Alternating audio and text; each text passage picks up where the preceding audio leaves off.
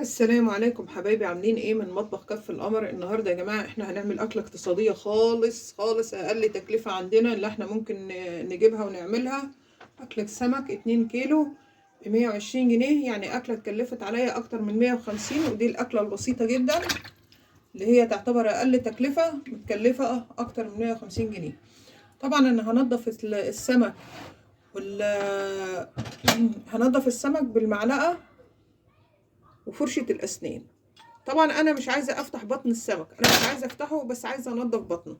هضطر ان انا هسمي بسم الله الرحمن الرحيم. بس قبل ما ابدا الفيديو، اتمنى ان انتوا تشتركوا لي في القناه وتفعلوا الجرس ليصلكوا كل جديد، والتعليقات يا جماعه. وهنبدا بسم الله الرحمن الرحيم ونبدا نشتغل.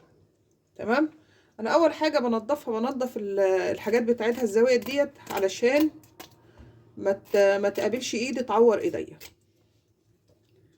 تمام. انا هعمل واحده سريعه سريعه سريعه قدام حضراتكم، على حسب ان انتوا تشوفوا ان السمك ممكن يتنضف معاكم بسرعه وما خدش وقت وما تشيلوش هم تنظيف السمك. طبعا انا باجي على النغاشيش من هنا، بقص اللي هي الفصل بتاع النغاشيش، هضطر ان انا اشيلها بالراحه خالص. تمام. واشيلها على جنب.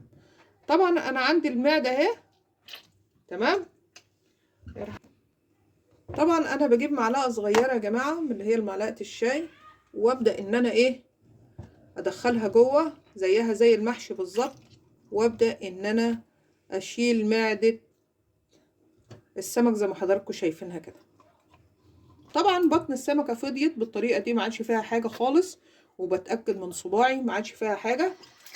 ابدا ان انا اغسلها بالفرشه بصباع، ادخل فيها ميه كده وهدخل الفرشه. هتقولوا لي طب انت هتستعملي الفرشه ليه؟ هستعمل الفرشه علشان السفة بتاع السمكة، اللي هي العضماية بتاعت السمكة، اي دم فيها ولا اي حاجة هتطلع، وهنضف البطن بتاعتها بسهولة جامدة جدا. يبقى انا استعملت الفرشة والمعلقة لتنظيف السمك، ومش هتاخد مني وقت، حتى الفرشة طالعة تعتبر طالعة فاضية. تمام. انا كده سبت السمكة فاضية، نضفت السمكة وبطنها نطفت زي الفل، ما عادش فيها اي حاجة خالص. هضطر بقى استعمل المعلقة في حاجة تانية خالص. انا عندي القشره اهوت، بدل ما امسك بالسكينه وتبهدلني او تضايقني او تقابل ايدي، المعلقه يا جماعه، انا قبل كده عامله فيديو برضو، المعلقه في ثانيه هتنضف مني السمكه، مش هتاخد مني اي حاجه خالص، علشان ما تشيلوش هم لاي حاجه بالطريقه دي. وعندكم المعلقه شالت بتحضن كل القشر بتاع الاسماك بالطريقه دي. فكره حلوه وفكرة جميلة، وادي السمكة سليمة زي ما حضراتكم شايفين، وهتحتفظ بالحشو بتاعها وهتبقى زي الفل ومش فيها اي حاجة خالص. جايبها اهي. تمام. وهيدي عليها تشطيف بالليمون والملح وكل حاجة. طبعا بعد انا ما نضفت السمك هبدأ ان انا اعمل التتبيلة بتاعته. انا عندي قرنين فلفل هما حلوين هما. تمام. وعندي قرن شطة اللي عايز حسب الرغبة بتاعته. عندي شوية توم، عندي ملح،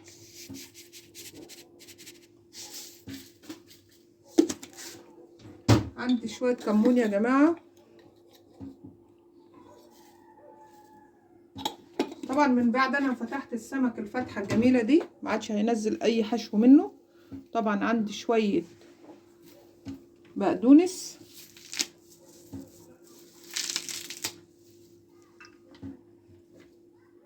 تمام. عندي نص ليمونة قدام حضراتكم اهي، عصرت نص ليمونة بالطريقة دي.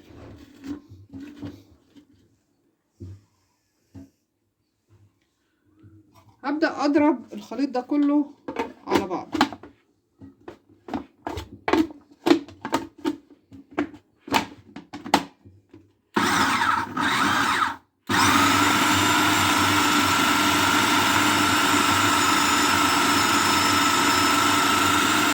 طبعا بعد ما غسلت السمك بالملح والليمون والخل، هبدأ ان انا اصفيه علشان بطنه، انا ماليه بطنه ميه. مكان الفتحه اللي انا فاتحاها وغسلته بيها بايديا. هبدا اصفيه كويس جدا وابدا احشيه. طبعا انا عندي اللي بياكل مشوي واللي بياكل مقلي، هضطر ان انا اقسم 2 كيلو سمك دول بين المقلي والمحشي. بين المقلي والمشوي، اللي بياكل مشوي هياخد واللي بياكل بتاع التاني دوت هياخد. كل واحد هياخد اكله بمعنى اصح. طبعا شطفته كمان تشطيفه اهي. طبعا الحشو قدام حضراتكم، بطنه اهي. احط الحشو فيها كده، بسم الله ما شاء الله. ولا عدت تشيلي هم ان في حشو هيقع من السمكه ولا الكلام ده خالص.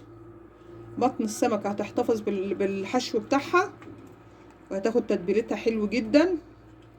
مفيش اي مشاكل خالص حتى لحد النغشيش بتاعتها يا جماعه بالطريقه دي. تمام. هبدا ارص السمك بالطريقه دي قدام حضراتكم كانكم بتحشي بتنجان بالظبط اهي. في ثانيه ما بتاخدش وقت حتى في التتبيله بتاعتها في المحشي بتاعها.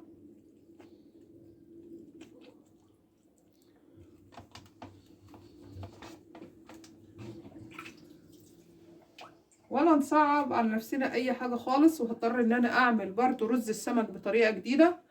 هي بالنسبه لي هي مش طريقه جديده. انا بالنسبه لي انا السمك ده، الرز ده انا بعمله على طول. ليه بقى بعمله على طول؟ لان انا عندي في ولد عندي ما باكلش السمك، يعني بيبقى صعب لو كل حاجه صغيره كده بتبقى صعب. فبضطر ان انا بعمل رز علشان لو ما هو كلش سمك يعوض ايه السمك اللي هما بياكلوش. هنفضل مع بعض واحده واحده. انا كده قربت اخلص السمك، حشو السمك اهو. طبعا انا حطيت زيت علشان هو يقدح. هبدا ان انا اخرط البصله. ساعات الواحد يا جماعه يكسل عن وجود الكبه، هيقول لك ايه يخلصها كده ايه زي اللي بيقول لك زمان يا ليالي زمان. بس هو الواحد ساعات بيبقى يخاف ان السكينه تعدي على ايده، وده مش اكتر، مفيش اكتر من كده.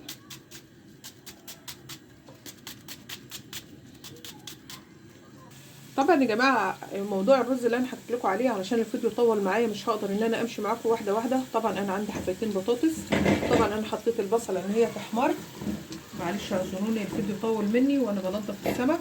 هبدا ان انا اخرط البطاطس دي مكعبات. لو جربتوها حلوه جدا يا جماعه. انا على طول ماشيه بالطريقه دي.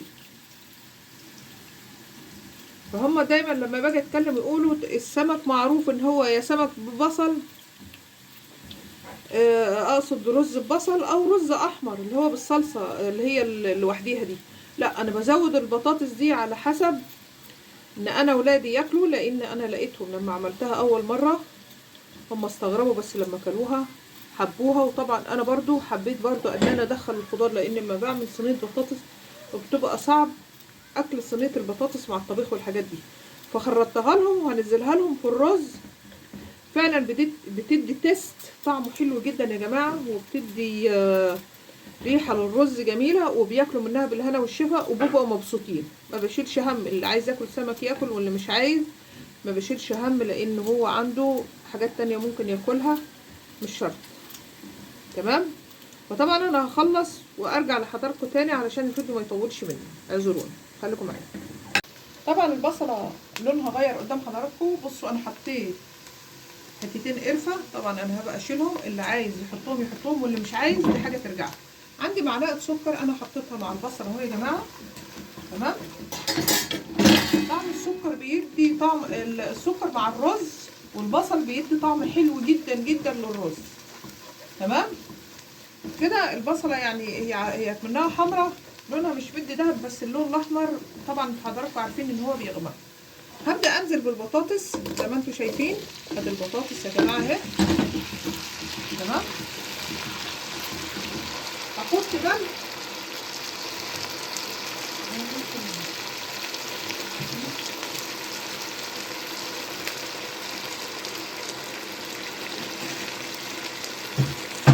ملح واحط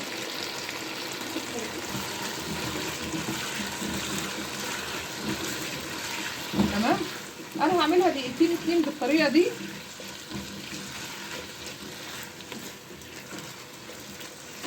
طبعا انا سبت البطاطس عباره عن دقيقتين 3 طبعا، وهحط عليها نص مرقايه، نص واحده مرقه، لان ما بحبش المرقه على الرز.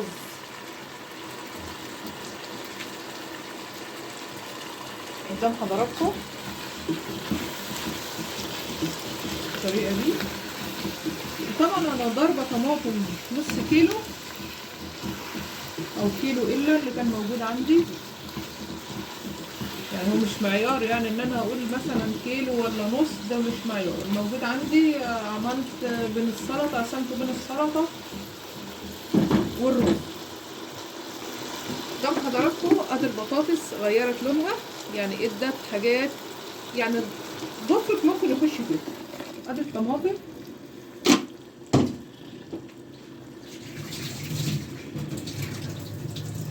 بالطريقه دي.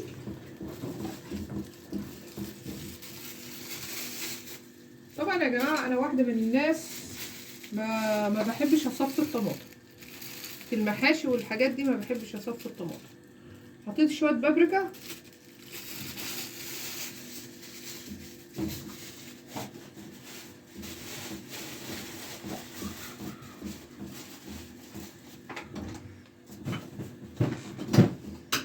واسيبها تاخد غلوتين 3 وهنزل بيها بالرز.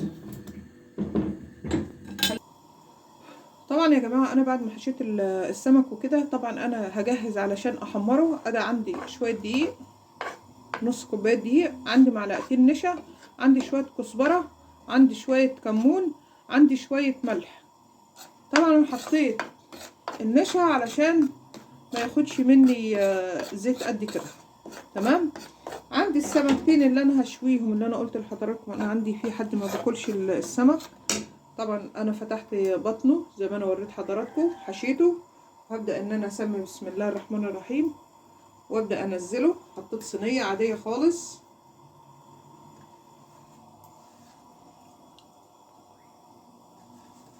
وهبدا انزله على الصينيه علشان يتشوي.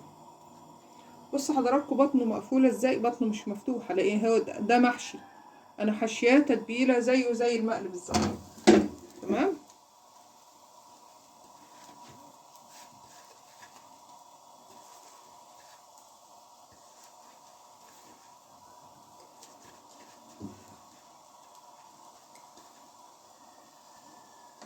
بالطريقه دي حطيته ان هو يتشوي. هنزل عليه نقطتين زيت يا جماعه، انا بحب السمك المشوي احط عليه زيت.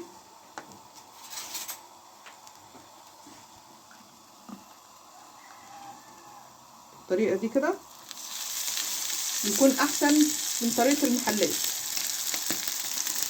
خلاص كده انا حطيت معلقتين زيت، مش هحط تاني بس،